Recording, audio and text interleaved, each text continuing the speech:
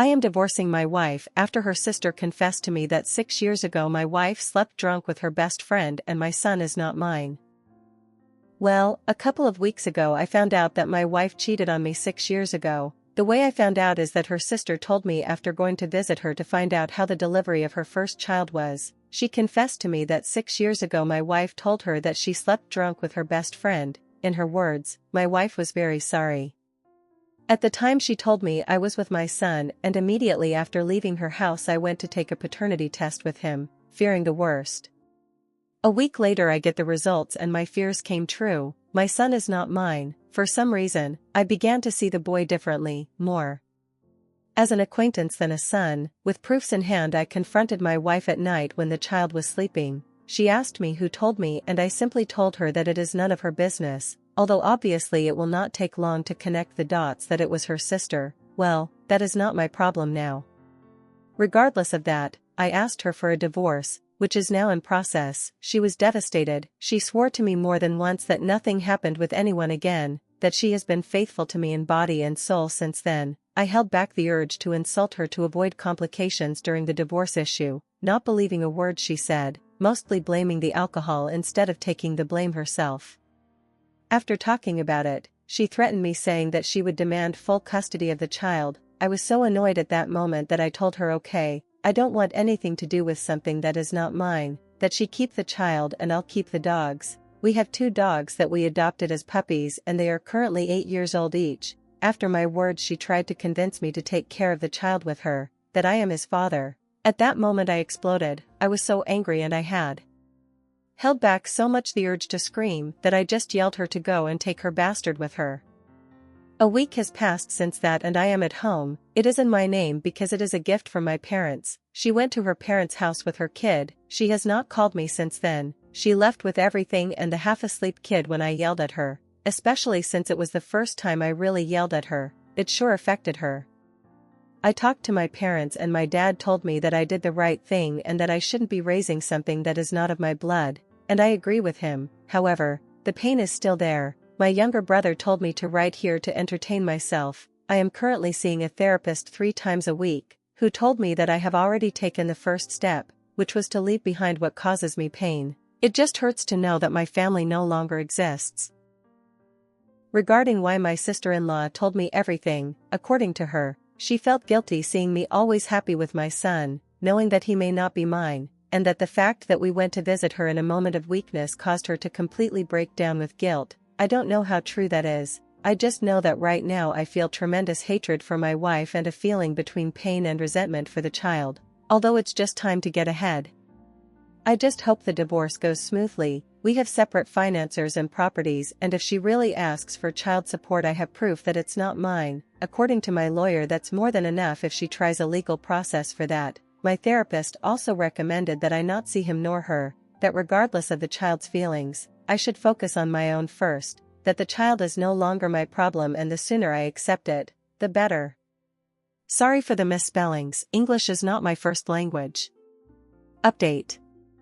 Well, 2 weeks have passed since my first publication and 3 weeks since everything happened. Not many relevant things have really happened, but here is a short summary. Approximately 3 days after my publication my ex came to my house and asked to come in. I went out and met her at the door. I told her that she is not going to set foot in my house while I am here. If she is going to say anything, let it be at the door. Well, she practically begged me to take her son back, that if I want to cut off all contact with her, that's fine, that she deserves it, but that she can't raise a child alone, that she has job, that raising him alone is going to destroy her dream of being a notary. She works in public records and is 2 more years away from running for the judiciary to get a vacancy to have her own notary. I tried to explain to her in the calmest way I could that my therapist is the one who recommended me to cut off all contact with the 2 of them, and to please leave my door before I lose my mind. I love the child but I don't want to take out my anger on an innocent, even less considering that this innocent is the product of her inability to keep her legs closed. I said this last thing with a bit of anger. But I never raised my voice because we were on the street, that the child deserves better.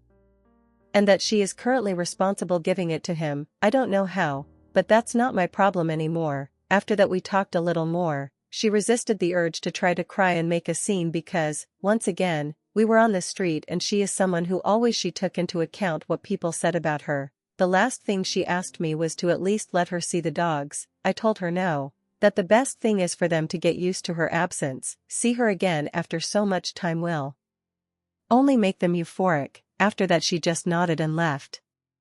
2 days after that she called me when she received the divorce papers. My mistake was answering the phone because immediately after about 30 minutes she was yelling, to which I later managed to say that the papers must have the number of my civil lawyer, so she can call her if she has any questions. After that I silenced her number. She has not come to my house since then nor tried to call again. That same day I contacted a friend that I made during my master's degree and I told her to go out. She accepted and well, we've been going out since then. Finally last Friday I told her to be an exclusive couple and she accepted. She has stayed asleep at my house for a few days. She already knows my dogs and adores them, which I appreciate because I couldn't start something with someone who doesn't accept my pets. We are currently taking things easy. She knows the drama I am having with my ex and the child, and she respects my decision. She asked me if I will ever have contact with the child again. I told her maybe when he is of age to understand my decisions, but that I don't expect it to interfere with my life in the future, to which she just nodded and was glad that I take myself as a priority during this process. Maybe this took a little longer than I expected, but this is the summary of what happened these days and well, many people have been asking me for an update so here it is.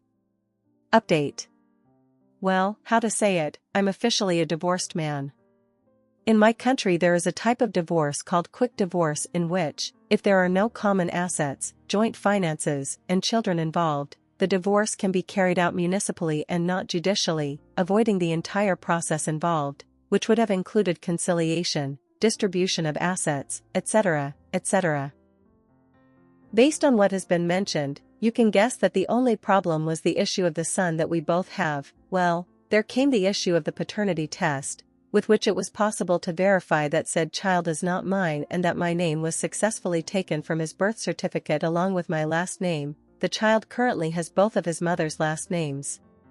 Regarding how the divorce went, it was not easy. My ex-wife tried more than once to use the child's mental state to make me return to her, and although I thought about it more than once it was thanks to remembering everything that happened.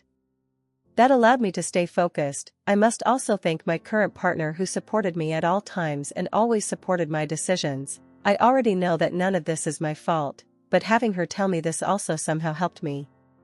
Finally, after many discussions and with our lawyers involved, I told her that I can pay her half of what a nanny's salary costs for her son while she fixes her life, but that the other half, but whatever comes after she will have to pay for it entirely for herself, to which thank God she agreed. But I told her not to expect me to take care of her son for her, to which she agreed.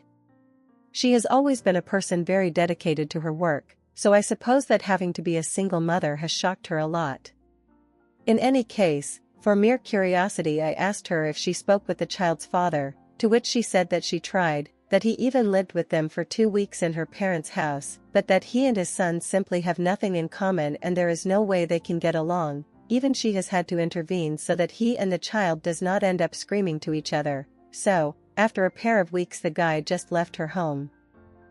Anyway, although it is somewhat sad, she is a woman with a good job and with a good figure. In a year that she will have the help of a nanny, it is more than enough time for her to find a suitable stepfather for her son. In the meantime, I don't plan to talk to him yet. Maybe I will do so in a couple of years or when he's a teenager. But if the child doesn't want to talk to me I'm simply not going to insist. I understand if he hates me, so I won't try to have a relationship with him if he doesn't want to. After everything we talked about the child, she told me that she hated me, and even more that I got a partner so quickly, which I thought was very rude because my current partner was there with us and I had to intervene before that an argument between the two occurred, even though she ended up signing the divorce papers and that she appreciated my help. She couldn't stand that throughout the conversation I looked down at her, as if I felt compassion for her. She has always been a fairly proud person because everything she has achieved has been on her own merit, so me looking down on her as making her less than me made her feel hurt and angry. I told her that I know what she's talking about. I just had the same look as always. I seriously think she has some paranoia problem, but hey, that's not my problem either. The important thing is that she ended up signing the papers and that I can finally have my life again, although for a year I will be Paying half the minimum wage for a nanny, it is a fair price for peace, I suppose. I had bad feelings for her too, but during this month I ended up just accepting it and moving forward. Yes, I hate her too, but not enough to say it directly or to wish her a bad karma. I suppose she has enough with her problems. I thank my current partner for having to put up with all this shit. More than once I told her that she didn't have to accompany me to meetings or worry about it, that they are my problems, but she said that my problems are hers too and that I shouldn't carrying all that alone. The truth is that it has helped me a lot to take a load off my shoulders. She also understands that I am in no hurry to get married, not this year and possibly not the next, and she understands it, well, at least this chapter of my life, it is about to close without long-term consequences for me. Comments. Nurtegasanwar. Dude. You absolutely, beyond a shadow of a doubt, did the right thing. Those women saying otherwise are likely the ones who have cheated in their own lives. Those people saying what about the kid don't understand that when you resent someone, it is not a nurturing situation, and there is also the chance you could end up taking out your anger on him, not saying you would, but you could also end up just being mean and hateful to him. The child is not yours. It's not right for anyone to even suggest you raise, support financially or emotionally, or even be in that child's life. It's not your responsibility, it's his bio dad's. The funny thing is that bio dad sounds like a complete and deadbeat, and those slamming you sure are giving him a pass. Those slamming you are also giving your adulterous ex-wife a pass. This entire situation could have been avoided by her not cheating, or she might have admitted, and given you the chance to raise a child not your own. Give you the option. But she built y'all's house on lies. Good for you for rebuilding so fast. It might not last, however it might just. If nothing else, you had support when you needed it most. Oh court. To me it's all about respect and making people aware of what they are signing up for/agreeing to. She was dishonest. She could have told you in the beginning, but she chose not to. So you agreed to be a part of something you didn't have the full picture on, which isn't really a choice, I guess. I'm sorry you experienced this though. And for the child too, because it's just a mess. I have no idea how I would respond to something like this, but I feel so bad for him. Wish you well on your journey, and good luck with everything. Overall_survey_1348. She realized that bio dad isn't father material and zero interest in his son life. Don't take her back or try to be uncle to her son. You still need to mentally recover from the aftermath and don't rush your relationship to marriage. You have long journey ahead of you and good luck. Dead Aim 156. She deserves to suffer. Women who do this and force other men than the father to raise the child are absolutely disgusting. She made this bed, why would you come back to her? She needs lots of therapy. Bob Wheeler Jr. So this happened to a buddy of mine in the US. They were in the Pacific Northwest at the time, and even though the kid wasn't biologically his, the court decided to saddle him with child support until and unless the wife remarried. About 6 months after the divorce, she moved in, cohabitated, with the biological father.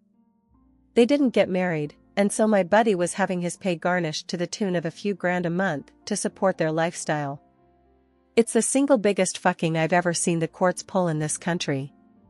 Eventually, they all ended up in Texas, and he redressed the court here for relief. She actually fought him on it, but he won. 5 years the poor bastard had to get screwed like that before sanity prevailed. Emeralgial. Look, I'm always on the side of the man who found out he's been lied to. You shouldn't have to raise a kid that's not yours, especially because now there is so emotional baggage when it comes to him. This horrible for everyone involved except that bitch of an ex-wife of yours. I'm so sorry your life turned out like this. Ghost 78.